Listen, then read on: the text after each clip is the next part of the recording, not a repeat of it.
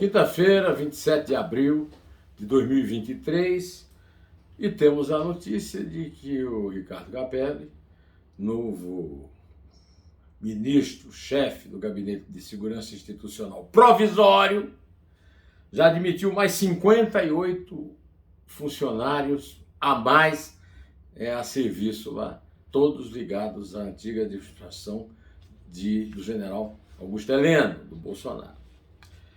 Bom, este é o assunto principal do dia, mas eu também vou falar na volta cruel, matadora da Covid em 19 estados brasileiros, segundo a Fiocruz. No episódio lamentável do Cuca no Corinthians, e, finalmente, nas policiais, nas delegadas que estão sendo acusadas, delegadas paulistas que estão sendo acusadas de terem protegido o Thiago Brenan, que a Polícia Federal foi buscar na Arábia e que promete trazer algemado. Antes de comentar esses assuntos importantes do dia, eu quero agradecer a você que me acompanha, você que sabe que eu sou parcial, porque eu estou do seu lado contra a casta que domina o país e contra o Estado brasileiro e seus tentáculos, seja no crime político, seja no crime propriamente dito.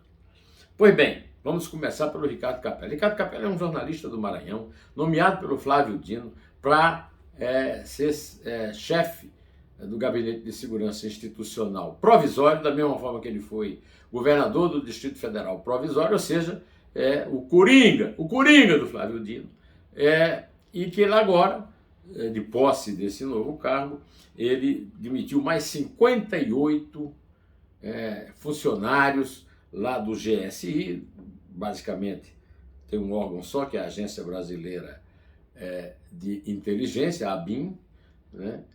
Agora, né? Adianta agora? Tinha que ter demitido e nomeado os seus substitutos. Aliás, não ele, mas o Lula tinha que ter feito isso para sair no Diário Oficial do dia 1º de janeiro. Né? É por isso que nós estamos discutindo essa coisa horrorosa revelada pelos vídeos, que o primeiro deles foi divulgado pela CNN e depois o Palácio do Planalto levantou o sigilo decretado pelo governo para poupar o chefe do Gabinete de Segurança Institucional, nomeado pelo Lula, um amigão dele, o general Gonçalves Dias, com nome de poeta e ação de incompetente.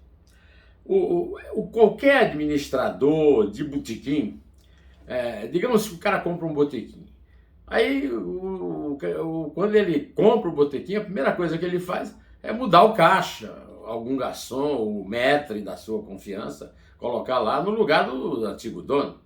No administração pública é muito mais severo isso. Qualquer prefeitinho de qualquer município de 10 mil habitantes, quando toma posse, já toma posse com os funcionários mais importantes demitidos e aqueles que ele quer no lugar nomeados no Diário Oficial do dia 1º de janeiro. Não foi o caso do Lula. No dia 8 de janeiro, os bolsonaristas fracassaram, mas deram um golpe, um golpe fracassado, como diz sempre o Joaquim Falcão, da Fundação Getúlio Vargas, da Academia Brasileira de Letras.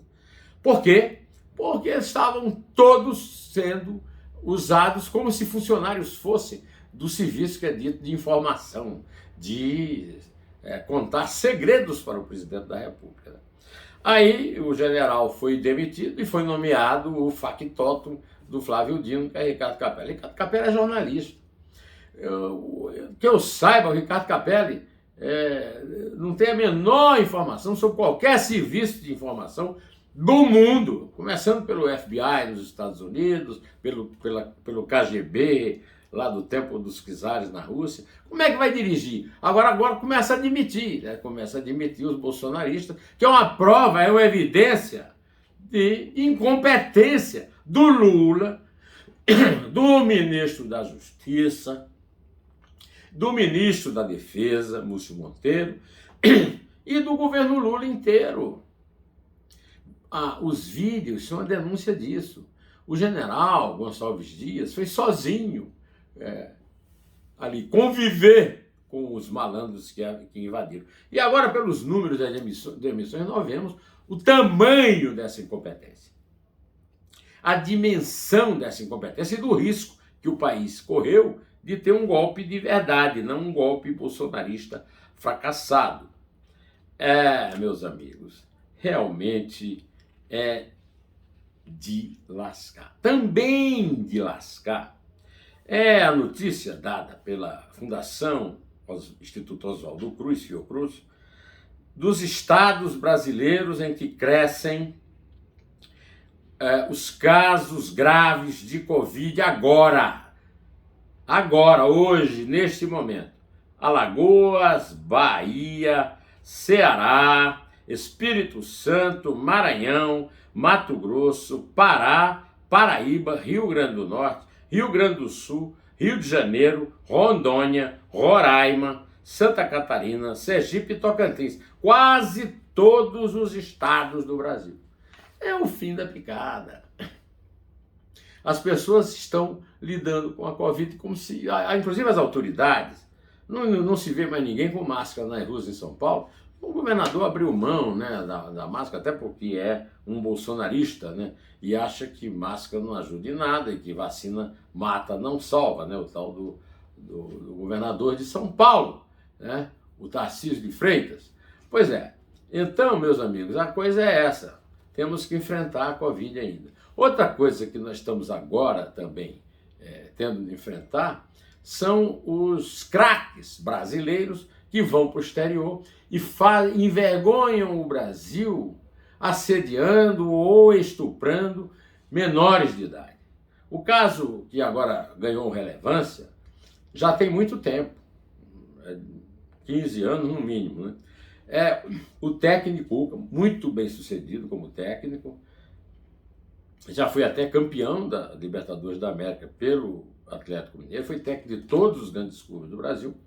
Quando contratado pelo Corinthians, o Corinthians hoje tem o melhor time de futebol feminino do Brasil e houve uma revolução dentro do Corinthians. O Duílio Monteiro Alves, o grande cartola do Corinthians, é filho do Adilson Monteiro Alves, que fez a democracia corintiana. Ele jamais poderia ter sido cúmplice desse absurdo de contratar o Cuca. Os jogadores do time do Corinthians vêm em público defender o Cuca. Como é que defende um estupro? Não, o Cuca era inocente. Nem o Cuca disse que é inocente. O Cuca foi condenado a 15 meses de cadeia pela autoridade suíça.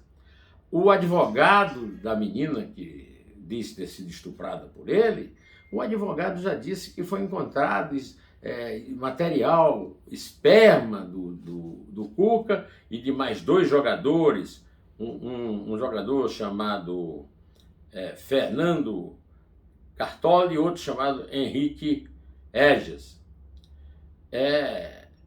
E o caso passou ao largo esse tempo todo. Agora os jogadores vêm aproveitar para dizer que isso é uma perseguição. Por que não fez isso antes? Não tem essa, não.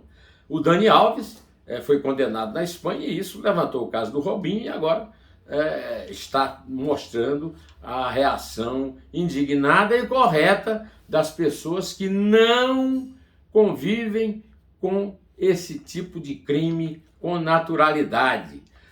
Esse rapaz, inclusive, classificou o Corinthians num jogo com o Remo.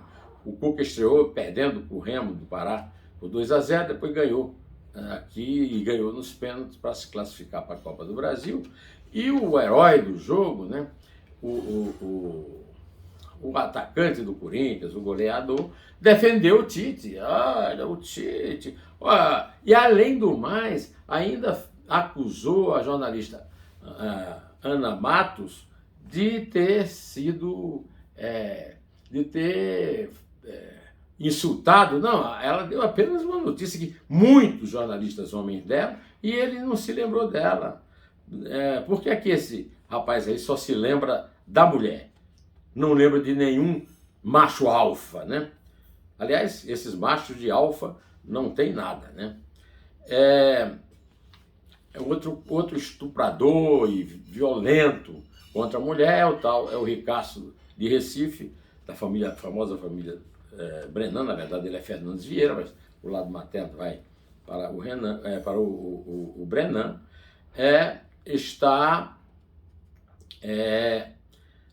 embarcando, né, com a Polícia Federal. A Polícia Federal está anunciando que vai algemá-lo, porque ele pode representar perigo, algemá-lo nas mãos e nos pés. Agora os jornais estão noticiando que duas advogadas paulistas, Neres Pegorte, de Porto Feliz, e Maria Aparecida Corsato, de Campo Belo, protegeram-no. Agora eu queria saber uma coisa. Da mesma forma que se devia cobrar todos os clubes que contrataram o Cuca depois do episódio da Suíça, durante esse tempo todo, agora eu quero saber, e os promotores que avisaram ao Thiago Brenan para ele se mandar quando ele foi indiciado em 7 casos de violência, não apenas contra a mulher, mas contra até o próprio filho dele. Cadê esse promotor? Por que é que o promotor não foi denunciado e punido? Tá certo? Pois é, meus amigos. Por falar em Ministério Público, eu estou querendo saber quem é. Quem foi. Não vai ter uma investigação para saber quem é que contou, para quem deu a dica, para quem deu spoiler para o Thiago Brenan. Por falar em Ministério Público Federal, a Procuradoria, né, da República está anunciando nos jornais que vê indícios de crime de peculato no caso das joias em relação ao ex-presidente Jair Messias Bolsonaro. Além de peculado, patrocínio de interesse privado perante a administração pública. 2 crimes bravos. Esta noite de quarta-feira, dia 26, o Flamengo goleou o Maringá por 8-2 e assim passou também para a 8ª de final na Copa. Aí então vem uma exaltação toda ao técnico que o Flamengo contratou, Jorge Sampaoli, não é Sampaoli não, como dizem os cronistas esportivos, e como se tivesse sido um jogo definitivo. É um time da Série D, pelo amor de Deus. Se o Flamengo não ganhasse, tinha que fechar as portas e se dedicar apenas a basquete, né?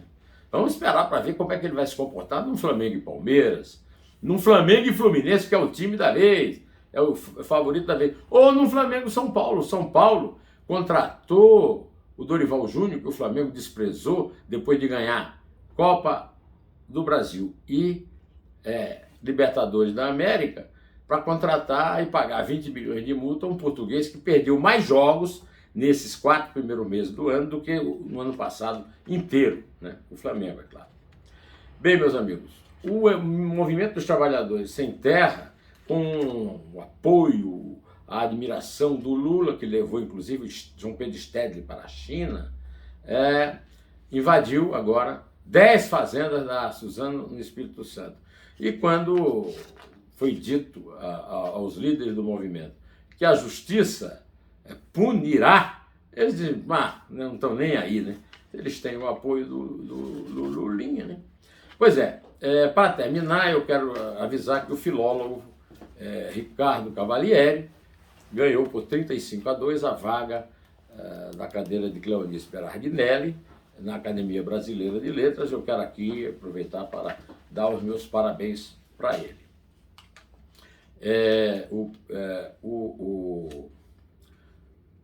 William Vac fez um artigo muito interessante no Estadão de hoje, dizendo que o Lula usa a filosofia de botequim para fazer comentários sobre a invasão da Ucrânia.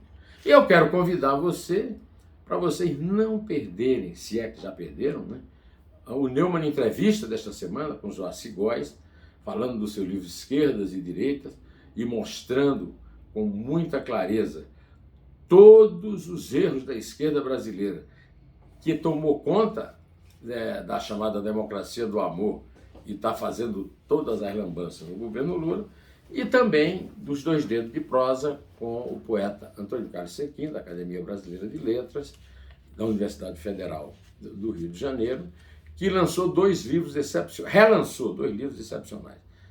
Um livro sobre prosa, começando com suas críticas ao Machado de Assis, e um livro sobre poesia, em que ele cita o convívio dele com grandes poetas, Alberto da Cunha Melo, João Cabral de Melo Neto, do qual ele foi o maior especialista, etc. Eu vou ficando por aqui, direto ao assunto. Até!